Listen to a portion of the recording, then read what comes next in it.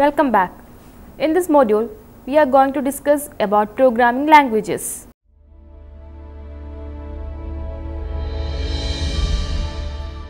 Software provides the instructions that run the hardware in a computer. Software tells the computer what to do. This software refers to a set of programs that gives the direction to the computer of doing the work assigned to it. A computer program, on the other hand, is a set of instructions or statements or code executed by the computer's CPU. A program is typically composed of a main module and submodules. These modules are stored as a collection of files. Large programs can contain thousands of individual files, each for a specific purpose. Some files contain instruction while some other contains data. Although a computer's code must consist of zeros and ones, computer programmers use programming languages instead of binary.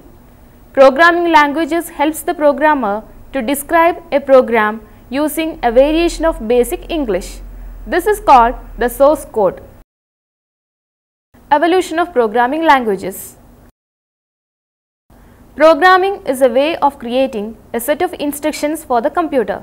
To develop these instructions, programmers use the well-defined programming languages to create source code, then convert these source code into object code for the computer. Machine code consisting of zeros and ones is the only language understood by the computer. But programming using ones and zeros is difficult and error-prone, and hence researchers develop more sophisticated programming languages. The programming tools are developed to make programming more easily and are used to convert the human-like instructions into strings of ones and zeros. To use any of the programming languages, the programmer has to follow some rules like providing information in certain order and structure, using special symbols, using punctuation, etc. These rules are called the syntax of the programming language. The syntax of one language is different from the other. The programming languages can be grouped in different ways. Based on history, programming languages are divided into three categories such as machine level, assembly level and higher level. Machine and assembly languages. The fundamental of all languages is the machine language. The machine code consisting of ones and zeros is created using machine language. Each computer program written in other computer languages is translated to machine language before running that program. Each type of computer has its own machine language. As machine language is the language of the CPU, programs written in this language are executed very fast. But writing programs in machine language is very time consuming and error prone. Programs written in machine language are not portable and the programmer need to know how each instruction affects the memory and register in the CPU. Because of these limitations, programs are rarely written in machine language nowadays. Assembly language is one level above the machine language. It uses certain predefined symbolic codes called mnemonics instead of binary codes. Remembering mnemonics is easier than remembering binary codes. So, writing programs in assembly language is easier and less time consuming compared to writing programs in machine language. Assembly language closely resembles machine language and both are considered low-level languages. Since a computer cannot understand assembly language, a program written in assembly language must be translated into an equivalent machine language program before it can be run. The translation of an assembly language program into machine language program is done by a program called assembler. It also assembles the machine codes in the primary memory of the computer and makes it ready for execution. A symbolic program written by a programmer in assembly language is called source program. After the source program has been converted into machine language by an assembler, it is referred to as an object program. Limitations of machine language and assembly languages. Writing programs is difficult and time consuming. CPU specific. not portable. Programmer need to know the inner details of the system. Higher level languages. High level languages overcome these limitations to a large extent. Higher level programming languages use familiar words rather than the detailed strings of digits that make up machine instructions. For representing computer operations, these languages use operators such as plus, minus signs, etc. By this, people can read, write and understand computer programs easily. Some of the common high-level languages are Fortran, COBOL, C, C++, Java, etc. But the programs written in high-level languages must be translated into equivalent machine language program. This is done using translation programs like compilers and interpreters. The interpreter translates the program written in a high-level language into machine language at the time of executing that program instruction by instruction. Therefore, no object code is saved for future use. While using an interpreter, the translation and execution process alternate. The compiler translates the entire high-level language program into equivalent machine language program called the object program before executing it. These object codes will be saved permanently. Hence, the programs can be executed without compiling in the future. Programming languages are sometimes referred in terms of generations. Machine languages are called first generation languages and assembly languages are called second generation languages. Third generation languages. The third generation languages help to write structured program easier. These languages use English-like phrasing and allow the sharing of programs. Even though each of the third generation languages has its own syntax, they are English-like and easy to understand. Another important advantage of third generation languages is portability. In order to port the code from one system to another, the only condition is that the new system should have a compiler or interpreter to create an executable from the source code. Since the statements in a third generation language could theoretically be created on any machine simply by applying the appropriate compiler, but in reality it is not that much simple. When a compiler is designed, particular characteristics of the underlying machine are reflected as conditions on the language being translated. This problem of portability is mainly due to the lack of standards. To aid in this regard, the American National Standards Institute and the International Organization for Standardization have adopted and published standards for many of the popular languages. Fourth generation languages. Fourth generation languages are easier to use than the third generation languages. These languages use either a text environment or a visual environment. In the text environment, English-like words are used and is similar to that of third generation languages. In a fourth generation language, visual environment or the programmer uses a toolbar to drag and drop various items like buttons, text boxes, labels, etc. to create a visual definition of an application like user interface or reports. Most third generation languages and fourth generation languages allow the programmer to work in an integrated development environment or IDE. An IDE is a programming environment which presents aids for designing, coding, editing, debugging and testing the program. Fourth generation languages also include the authoring environments for creating multimedia application, computer-based training program, web pages, etc. Fifth generation languages. The fifth generation languages are actually of a little bit confusing. Some experts consider the more advanced authoring environments to be fifth generation languages while others do not. On principle, a fifth generation language would use artificial intelligence to create software based on users' descriptions. Programming paradigms. The generation approach of classifying programming language is based on a linear scale on which a language's position is determined by the degree to which the user of the language is freed from the features of computer and allowed to think in terms of associated with the problem. The historical development of programming languages is represented in the following figure. The figure shows 4 parts representing the functional, object-oriented, imperative and declarative paradigms with different languages associated with each paradigm positioned in a manner that indicates their development relative to other languages. The imperative paradigm or the procedure paradigm represents the traditional approach to the programming process. The imperative paradigm defines the programming process to be the development of sequence of commands that, when followed, manipulate data to produce the desired result. Hence, the imperative paradigm gives the approach of programming process by finding an algorithm to solve the problem and expressing that algorithm as a sequence of commands.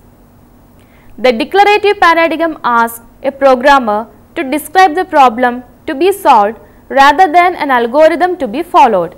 That is, a declarative programming system applies a pre-established general purpose problem solving algorithm to solve problems presented to it. The other programming paradigm is called the functional paradigm, in which the program is viewed as an entity that accepts input and produces the outputs.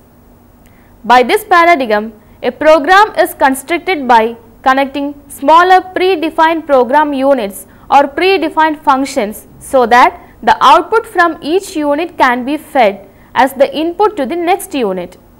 Another programming paradigm is the object-oriented paradigm, which is associated with the programming process called object-oriented programming or OOP. Here, a software system is viewed as a collection of units called objects. These objects are capable of performing the actions that are immediately related to itself as well as requesting actions of other objects. These objects would be associated with a collection of procedures called methods describing how that object is to respond to the occurrence of various events. The system's development life cycle for programming. Programs are the fundamental units of information systems. To create software products, programmer follows a series of processes or life cycle. Phase 1, needs analysis. After the problem is identified and understood, the programmer checks the program designed to see what the user needs the program to do. Before beginning the design, the programmer has to determine the program's starting and stopping points. Phase 2, program design.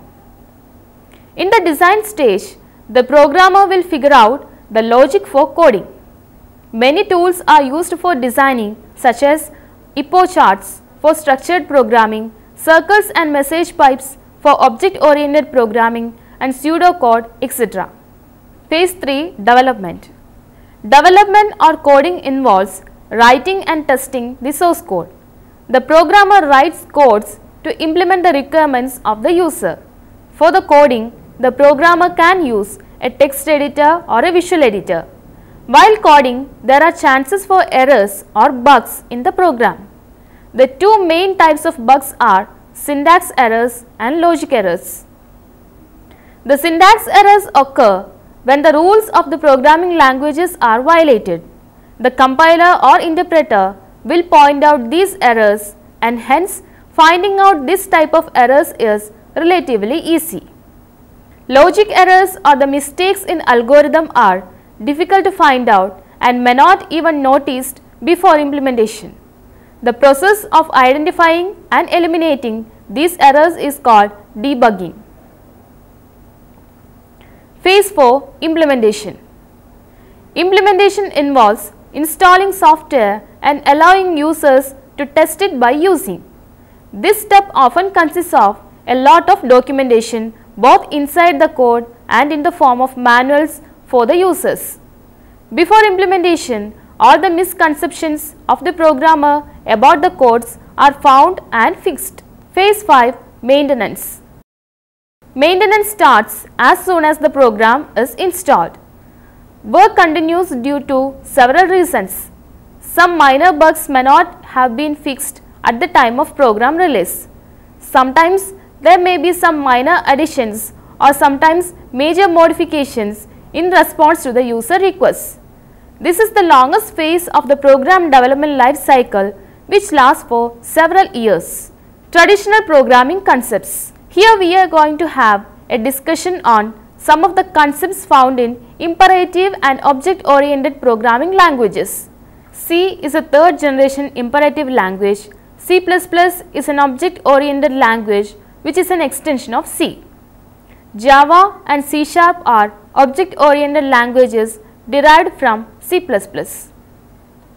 Whatever may be the basic concepts followed in each language, the statements in the programming languages tend to fall into three categories: declarative statements, imperative statements, and comments. Declarative statements define customized terminology used in the program. These are the names used to reference data items. Imperative statements describe steps in the underlying algorithm. Comments are used to enhance the readability of a program. It explains the features of program in a human understandable form. Variables and data types. High-level programming languages allow the main memory locations to be referenced by descriptive names rather than numbers. Such a name is known as a variable, which implies that the value stored at each location will be changing as the program executes. The programming languages require that these variables be identified through declarative statements before being used in the program. These declarative statements require the programmer to specify the type of data that will be stored at the memory locations referenced by variables. Such a type is known as a data type and encompasses the manner in which the data item is encoded and the operations that can be performed on that data. The type integer refers to numeric data consisting of whole numbers which will be stored in 2's complement form, and the operations associated with integer data include arithmetic operations, logical operations, etc. An integer type variable to be used in a program should be declared toward the beginning of the program as int limit, which means that limit is a variable which will be used later in this program to refer to a memory area containing a value stored in 2's complement form. The real type or float refers to the numeric data other than whole numbers. These are stored in floating point notation and the operations associated with are similar to those of integers. Other common data types used are character and boolean. Character refers to the data consisting of symbols and stored in ASCII or Unicode. The operations performed on these data include the comparisons, concatenation, etc. The statement char letter could be used in C, C++, C# and Java to declare the variable letter to be of type char. The type boolean refers to data items that can take only true or false values. The operation of boolean includes inquiries as to whether the current value is true or false.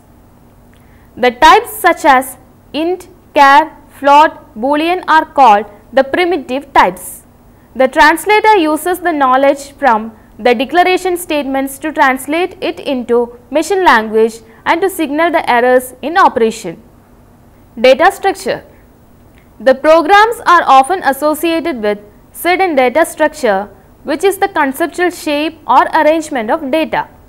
For example, text is normally viewed as a long string of characters. Students' records may be viewed as a rectangular table where each row represents the associated information about a particular student.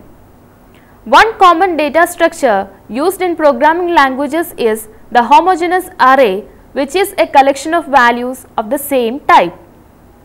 The arrays can be one-dimensional as a list, two-dimensional as a table, or with tables of higher dimensions. To establish such an array, most of the programming languages require the declaration statements to specify the name of the array along with the length of each dimension of the array. In marks 510 means that the variable marks will be used in the program to refer to a two-dimensional array of integers having 5 rows and 10 columns. Once a homogeneous array has been declared, it can be referenced in the program by its name, and the individual components or items can be referenced by specifying the indices that specify the row and column. For example, the statement marks 2,4 refers to the individual component stored in marks in the 4th column of the 2nd row.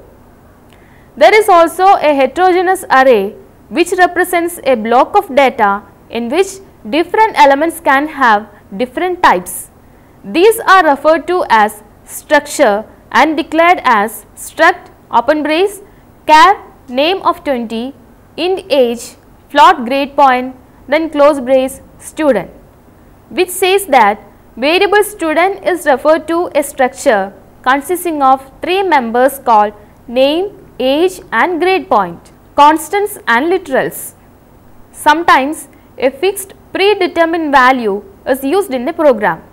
For example, the program for controlling the air traffic in a particular airport contains numerous references to that airport's altitude above the sea level. While writing a program, one can include this value, say 765 feet, literally each time it is required. Such an explicit appearance of a value is called a literal. The use of literals leads to program statements such as effective alt equal to alt plus 765, where effective alt and alt are assumed to be variables and 765 is a literal. In most programming languages, literals are delineated with quotation marks to distinguish them from other program components. Often, the use of literals masks the meaning of the statements in which they appear. Moreover, literals complicate the task of modifying the program. To solve these problems, programming languages allow descriptive names to be assigned to specific non-changeable values. Such a name is called constant. For example, const int altitude equal to 765 associates the identifier altitude with the fixed value 765. With this, the above statement can be rewritten as effective alt equal to alt plus altitude. While modifying the program, it needs only a single change to the declaration statement of the constant. Assignment statements. Once the terminologies to be used in the program have been declared, a programmer can start describing the algorithm involved. This is done by means of imperative statements.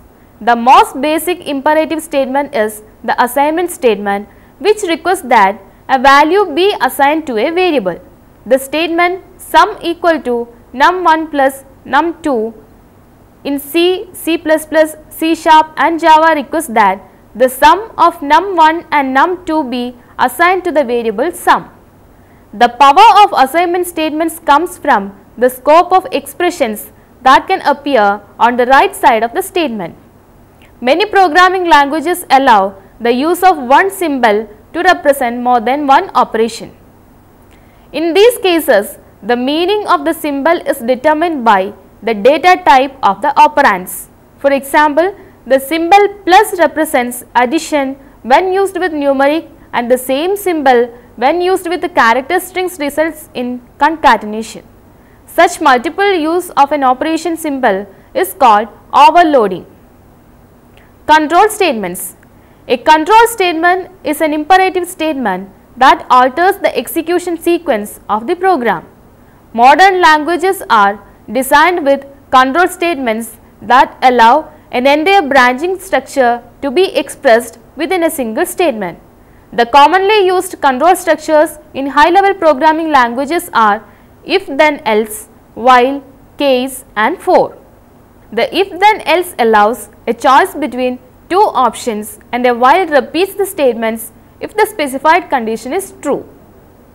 Case is a multi-way selection statement in which the selection is based on the same expression or variable.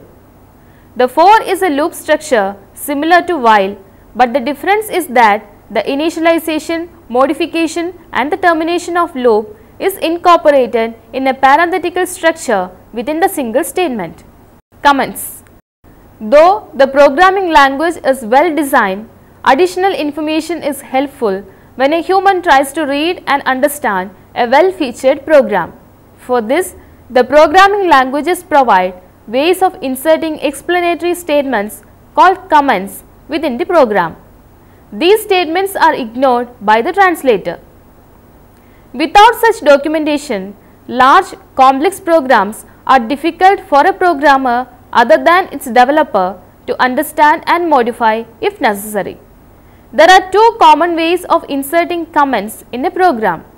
One is to surround the entire comment by special markers and the other at the beginning of the comment at one end.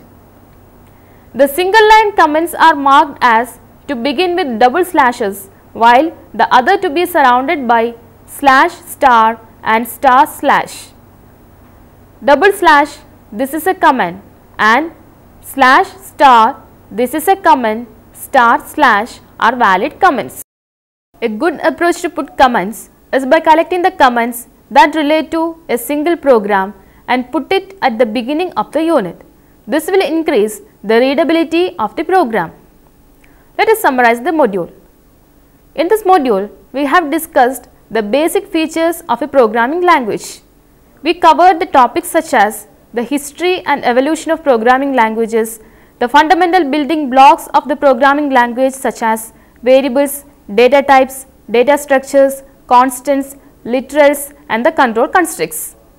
We concluded by referring to the statements such as assignment and comments. Please try to answer the following questions. Explain the evolution of the programming language. What are the different programming paradigms? Differentiate between machine level language and high level language. Write a note on machine language. What is meant by assembly language?